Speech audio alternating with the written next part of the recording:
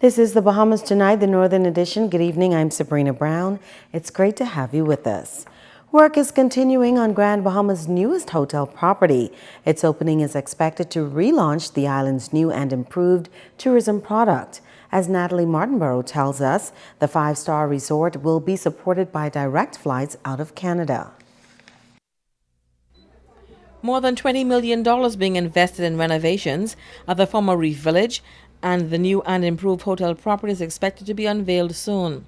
A resort executive gave some residents a glimpse of what the new five-star hotel Memories Grand Bahama will look like when it opens during this winter season.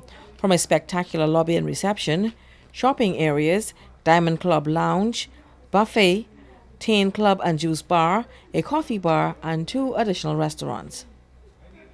We're going to have a new restaurant, which is not existing now. It's an Italian restaurant. It's going to be in the Sugar Mill area, if you're familiar with our Lucaia or Gran Lucaia.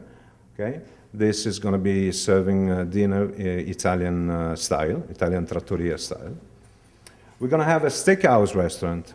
That is in a portion of the actual present area of the casino. Okay, so we're going to use a section of the casino to set up the 2 restaurants. One is this one, which is the steakhouse restaurant. Again, all-inclusive for our guests. And this is the Oriental restaurant with sushi and Oriental dinner and 6 teppanyaki table. The all-inclusive concept, he said, is market-driven, and the top-notch resort will provide many jobs for Bahamians, as well as countless spin-off opportunities for business. If some of you is familiar with the touristical market and think about an hotel over 400 rooms, which is not all-inclusive in the Caribbean, it's very difficult to come up with, a name that is profitable. Of course, we're going to produce a lot of jobs, not only directly, but also indirectly, because a lot of providers are going to need more help. I'm thinking about excursions, I'm thinking about ground transportation, I'm thinking about the personnel that we're going to need for our operation in the airport, I'm thinking about, The hotel property will be managed by Blue Diamond Resorts and will be supported by airlift out of the United States and Canada. We're going to have 6 weekly flights coming from Toronto, Edmonton, Montreal, Ottawa, Winnipeg, and Halifax. Sunwing is not going to sell just our hotel.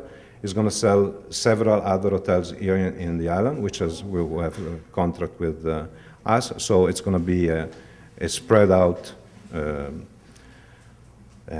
arrival for everybody. Natalie Martinborough, ZNS Network News. Thank you, Natalie. The Ministry of Public Works is in the process of improving the way it manages documents. The minister responsible outlines how officials plan to make this transformation. Deputy Prime Minister and Minister of Public Works, the Honourable Philip Davis, told a group of local professional engineers that his ministry is working to establish an electronic system within the Buildings Control Division in New Providence that will make doing business easier and more transparent. I sent a team of officers within the ministry, and I tasked them with the responsibility of identifying and implementing an electronic solution to the serious problem of a shortage of space for drawings at the ministry's facilities in Nassau, as well as the inconvenience to clients for the application and approval processes of plans. Managers and technical personnel from various stakeholder agencies recently traveled to Miami-Dade, Florida, its building department, for a first-hand view of their electronic system. Minister Davis says the aim is to significantly improve and enhance the building permit approval process. The successful solution will achieve the following goals: a significant reduction in the time required to process building permit applications. At the moment, it's just too long. A major reduction in the storage needs of the Buildings Control Division, and most critically, the ability to submit building permit applications electronically, including electronic versions of drawings. This will allow for each department that is required to view, assess, and evaluate plans to be able to enable them to do it at the same time, as opposed to moving from office to office. According to the Works Minister, plans are also in the pipeline to address some other vital areas. Concerns about copyright protection will be addressed by the embedding of appropriate access security levels within the system. Applicants will also be able and allowed to submit the drawings in PDF format. We'd also be interested to know that in the future, applicants will be able to pay their building permit fees online. There has also been an increase in building permit fees. It is significant to note that the building permit fee structure had not been increased for over 20 years. We felt compelled to increase the fees in order to facilitate payment of the costs of the resources required for the new electronic process and to cover some of the services that we've been providing for the approval process that were not being captured by the fee that was established some 20 years ago. These increases came into effect on the 1st of July of this year. But Minister Davis says this increase does not affect the fee structure in the Freeport area, which is established by the Grand Bahama Port Authority. If you are having challenges with your telephone service today, BTC says it is all due to that damaged underwater cable off 8 Mile Rock. BTC released a statement late this afternoon admitting that the landline, internet, and cellular services are patchy at best in the northern Bahamas due to the ongoing repairs to the badly damaged Bahamas domestic submarine network international cable. You may recall that a freighter anchored incorrectly in the 8 Mile Rock Harbor on September 16th damaged the vital telecommunications link. BTC engineers were able to restore certain service points by routing calls and data on alternative routes within the BTC network. But now that the heavy-duty repair and replacement work to the underwater cable is in progress, services are intermittent, particularly on Grand Bahama, Abaco, Bimini, and Andros. Additionally, some degradation is being experienced to text messaging service on New Providence. BTC projects a best-case scenario is service resumption by day's end, and meanwhile apologizes for the disruption. Stay with us. The Bahamas Tonight Northern Edition is coming right back. Bringing news that matters to you. You're watching the Bahamas Tonight Northern Edition. Welcome back. The nation's youth is in the spotlight this month. Under the theme Celebrating Youth, the Journey Continues. The Ministry of Youth here on Grand Bahama kicked off the festivities with a Praise with a Purpose event in Port Lucaya on Sunday. For the rest of the month, the ministry, along with various youth leaders throughout Grand Bahama, will host several activities with the development of the young people in mind. Coordinator Carla Brown-Roker says the month of October is packed with events designed to motivate and encourage the youth of this island. Cannot continue to have events for the sake of having events or just to entertain. Our young people are frustrated, they are despondent, and they need avenues to express themselves. They need to be heard and they need to be valued. And this body aims to do just that. We have to uplift our young people. Where they're going wrong, we must give them solutions. We must assist them in improving themselves. And that's what we're all about. Upcoming events include a Youth Awards ceremony planned for this Saturday, a Youth in the Arts weekend, and a music and talent explosion on tap for later this month. Youth leader Sonia Walker-Russell says the Ministry of Youth has launched a special Facebook page to keep everyone up to date on the activities planned in honor of the youth. It doesn't matter whether you are a church group, a religious group, a civic group, or hey, just a social group. School students, we're asking you all to join the Facebook page so that we can all come together under, well, for example, under one roof so that we can all know what each other's doing and we can join and support you. So if you're having an event, you can put it on Facebook and all of Grand Bahama's youth and youth leaders will be able to see that. So we're asking you to join the page and you can go to the ministry of Youth, Sports, Culture, No and GB on Facebook. And please join the page so we can all come together and support one another. Youth leaders plan to visit various high schools throughout the month to encourage and reinforce the importance of a good education and positive youth development. Well, you have heard the stories of female students excelling in the classroom and the general concern that young men are less interested in education. But tonight we bring you the story of a young man who is dispelling that myth. Megan Shepard has his story. In 10th grade, he obtained 2 BGCSEs with an A grade, and in 11th grade, he obtained 7 more with an A grade as well. Carlos Robinson is also a head boy at St. George's High School and was recently recognized as a high flyer for his academic achievements. He says he is involved in other extracurricular activities as well. I participated in the CFAL Junior Investor Program, and we won first place nationally. Over the summer, I got an opportunity to participate in an accounting awareness program at Howard University. I got a full scholarship. It was a great experience and a great introductory to college life, and I'm excited and ready to get it started. Robinson says he has a natural drive to succeed and is motivated by his family. He says he has dreams to obtain his degree and then return home to contribute to his community. In January, I plan to start the Jumpstart program at College of the Bahamas. I'll spend a semester there. And then in the fall of 2014, I plan to continue my studies abroad. I want to go into the field of actuarial science. Actuarial science is basically risk management. The insurance companies use actuarial science to decide premiums for life insurance and endowments.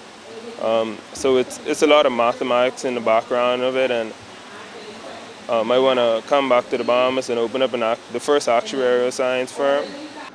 Although Robinson is an outstanding student with big dreams, he says he is still in need of financial assistance to make them a reality. I do not have a scholarship as yet, but I'm in the process of seeking scholarship and financial assistance. My dream school is Princeton University, and I'm also considering Howard University. Robinson's advice to other young people is to stay away from bad influences and remain focused on their goals. Megan Shepard, ZNS Network News.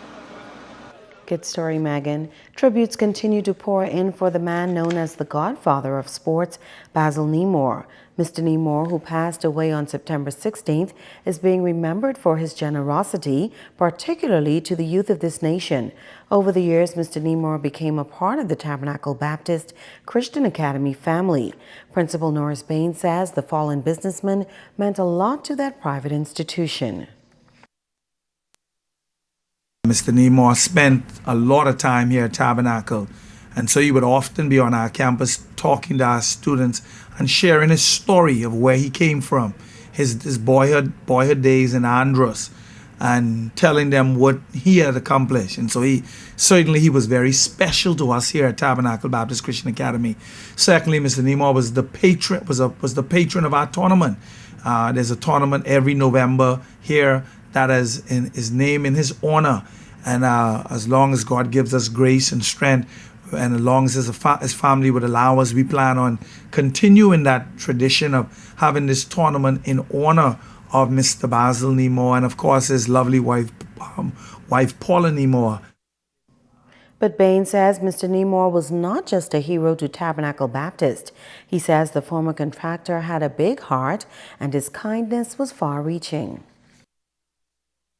Mr. Nemore was a philanthropist.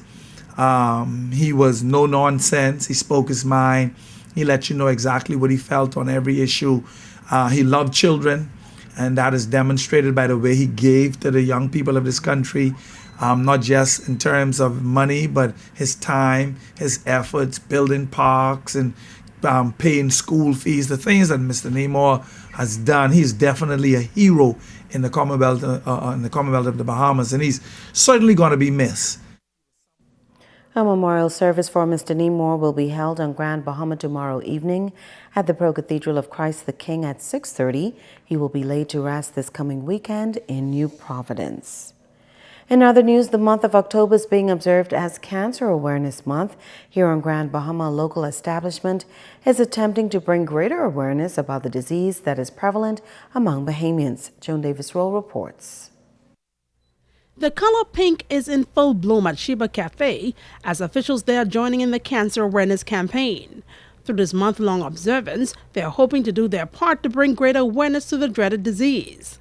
Everything has gone pink, from the store's decor to some scrumptious delectables. It is a serious message. Manager of the Port Lukai Eatery, Shadley Brown, says they're attempting to drive home. It seems as though even though we may not be personally affected, just to let them know, even if it's just meaning that, think about it, go and get tested, go and get checked, because early detection, it helps a lot. It could mean saving a life. So with all the pink around, what's not, it puts the awareness out there, hey, think pink. So when you think pink and then, you see all the cancer shirts and the ribbons and everything going on, you have no other choice but to remember that it's Breast Cancer Month.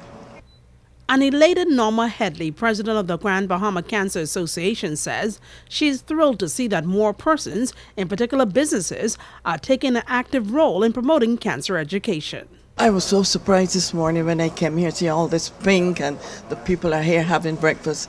It really made my heart warm, honest to goodness, to see that the locals are it's really hitting home, and I'm happy to have them on board. This pink is what you call a heartwarming pink, as you could see, and the flowers are on the table, and everybody is so happy, I'm happy because it's Breast Cancer Awareness Month, which means we're really going to get males and females all pumped up to be aware of what is happening to our people.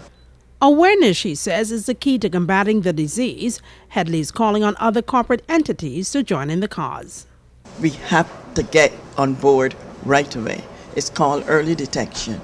You could live. It's not a death sentence. I'm alive. All my friends are alive. But you cannot put it on the back burner. You have to keep on check on everything that is happening from head to toe. It's your body. You're in control. You don't choose it. It chooses you. So you have to let it know. No can do. No can do. Joan Davis-Roll, ZNS Network News. Thank you, Joan. Don't go away. Sports is up next with Ricardo Lightborn.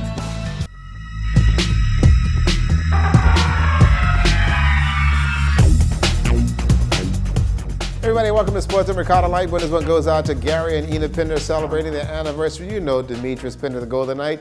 That's his mom and dad. Well, the high school volleyball season is really competitive, folks. Much to prove as far as the St. George's Jaguars and Sunline Stingers senior girls. Let's go courtside and see exactly why this was so much fun. St. George's Jaguars and the Sunline Stingers on the court in senior girls play, and what a game. The Stingers took the first set and looking to sweep the Lady Jaguars, and the momentum is on the Stingers' side. Stingers leading 13-8 and looking to close out the Jaguars. Stingers' hustle and determination gave them the flow. The Jaguars' mistakes, pretty costly. The Lady Jaguars trying to stay alive in the match, but the Lady Stingers were not giving any ground on defense. The Jags finding a point off the kill. The match still goes on. Up 14-9 and needing 1 point for the win. The Jaguars with yet another miscue. The Sunline Stingers win the match. Celebration for Coach Charlene Hamilton and a smile after winning the junior and senior game. We won in 2 sets, and they started out a little timid, although it's their second game, but they played with more intense today. And we're really happy for the victory against St. George's. Coming into the senior game where my juniors, this is their first time as seniors, and these girls, they really played their A game. Their first game, they were a bit nervous, but after the first set, we lost the first set, and after telling them to really settle down and don't get nervous, play the game, it's their game, play your game. So they went on according to game plan, they won the second set, and we took it from there to win the game. The Jaguars were outplayed as the Stingers came to play, and it showed. Coach Kenton Roll said it best. Today we had an off day. We made too many mistakes to beat up a good team like Sunline. Well, the senior girls, they have a very good division. About 5 top teams. You got Jockey Wood, you got Tabernacle, Sunline, St. George's, and I'm missing one. I can't remember because that beating still working on me. But like I said, our girls we didn't play that well today. We made too many mistakes to play against a team like Sunline. They're too good for that. Tell me about the season so far. I know you just started. Give me your gut feeling of what you're seeing as far as the boys and the girls play. Well, I'm going to put it all in Daryl's estimate. Daryl came in here the other day and said, boy, I don't know these kids could play that well. And to hear an outsider saying that, it's telling me the sport of volleyball and high school association is growing and it's getting better. The level of competition is getting better. The kids are learning the fundamentals. They know how to pass. Well, the flicking we still need to work on. They know how to serve. So we're still working on fundamentals, but it's getting better. We're getting there. Well, let me tell you also they had some high school volleyball played for you yesterday in the Oriole Nose League. And then you got Sister Mary Tricia Russell defeating Jack Hayward boys 21-13 and 19. Tabernacle got by St. George's 21-25, 21-15 and 15-7. Sunland over the LIS 21-18 and 21-17. 8 Morrock putting it to St. Paul's 21-9 and 7. That's for the senior boys. St. George's defeated Tabernacle 21-10 and also 21-11. Sunland cooled off Catholic High 8-21, 21-16 and 15-11. Well, the event of the Northern Bahamas Archdeaconry Track and Field Meet, which was held on the weekend, folks, was absolutely fantastic. It was an age-structured event, 100 meters and 60, and here we go. As you see, they're racing, and they're off and running. You figure out this one, folks. I don't want to beat my Archdeacon, that's all. What a race that was. I'll tell you what, it was absolutely fantastic, and they are to be congratulated, Archdeacon Palacios, Father Bo, and also Father Cooper right there. And they see, as we see it in slow-mo, Father Ambrose all over the track. She simply just owns it. But anyhow, here's what these guys had to say. I don't want to beat my Archdeacon, that's all. I try to give him an edge. But this was a big event for you. I couldn't, he beat me fair and square. Seeing them in the front of me just was encouragement to catch them. So when I saw them, I said, get them and take this one home to Abaco. Didn't want Father Hepburn to believe he's going to have some bragging rights this year, you see. A fella could say anything, man. You get beat, you get beat, you get beat. I carrying the trophy back to Nassau for the age group. You see, you can't let a fella like Father Cooper have no bragging rights. No. Freeport always beating up Nassau. I've come here to carry something back to Nassau. Well, let me tell you that the track meet was a marvel of entertainment. The participants, Bishop Leish Boyd, also there to take it all in. And he said everybody performed exceptionally well. We are stressing participation. We are stressing everybody doing what they can. We've encouraged the parishes to make sure that they have a contestant in every single event, in every single age category. And the Reverend Letha Strawn and her committee are to be commended for putting together a fabulous event. Well organized, well run, orderly, just wonderful. Well, let me tell you that St. Jude's won the meet with 670.5 points. Christ the King was right there, second, 593. Team Abaco, third, 519. St. Stephen's, fourth, 477. Church of the Good Shepherd, 382. And also right there, St. Mary Magdalene, 320.5. Church Ascension, this one was pretty good, 282 to St. Nicholas and St. Michael's, 281. What an event that was on the weekend. That's a look at sports tonight.